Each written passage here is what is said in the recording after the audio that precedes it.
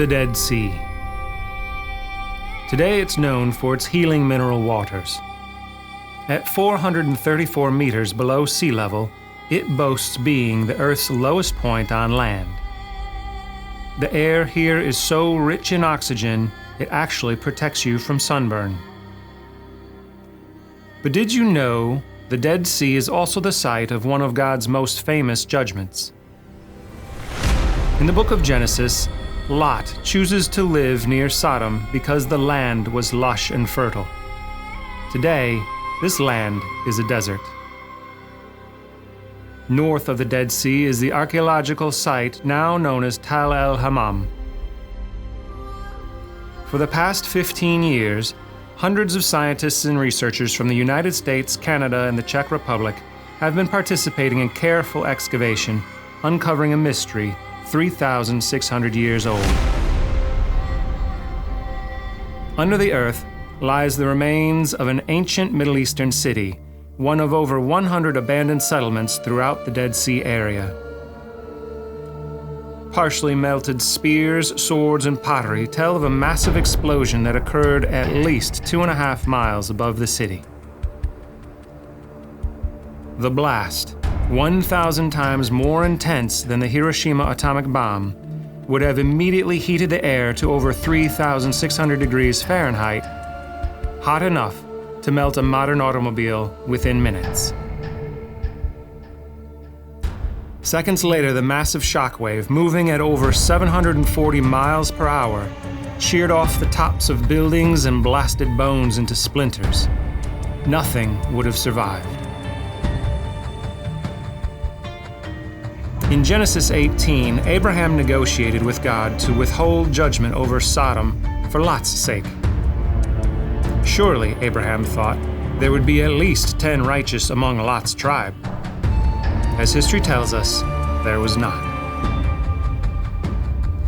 Theories for volcanic eruption as the cause for Sodom and Gomorrah's destruction are easily dismissed.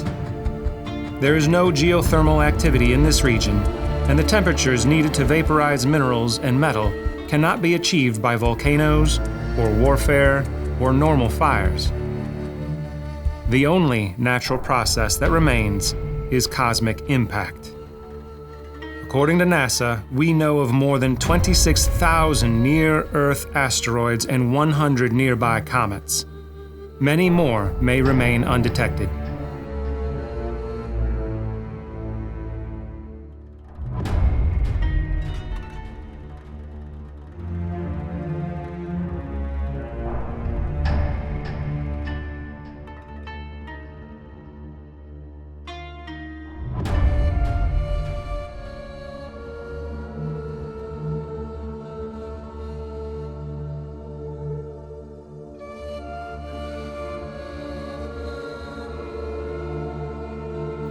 An explosion of this magnitude would have atomized and splashed toxic levels of Dead Sea salt across the entire valley.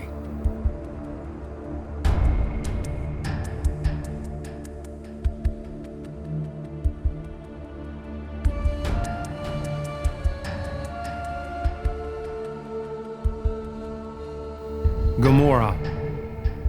The site is littered with the brittle remains of Assyrian-styled walls and ziggurats still pockmarked with sulfur stones like this one.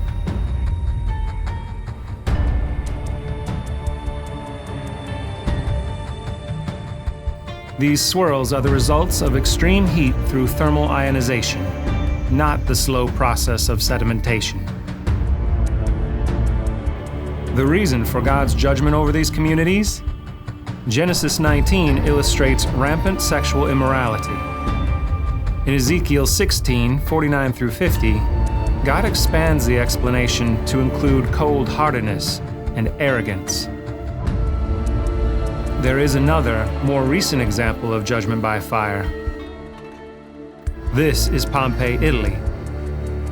As archaeologists continue to discover, this major Roman trading post was deeply amoral, brimming with brothels and prostitution. Pompeii's brazen perversity and idolatry is advertised in their graphic frescoes, sculpture, and even in their graffiti. when Mount Vesuvius erupted on August 24, 79 AD, the residents of Pompeii were entombed by 23 feet of fire and ash. The city lay buried for 1,700 years, preserved as a snapshot of God's wrath. We often think of God as all-loving and merciful, and He is. But He is also a righteous and just vine dresser who throws the withered and fruitless branches into the fire. We will all stand before Him on the last day. Those not found in the book of life will be cast into the lake of fire. Jesus refers to this as the second death. Will you be ready?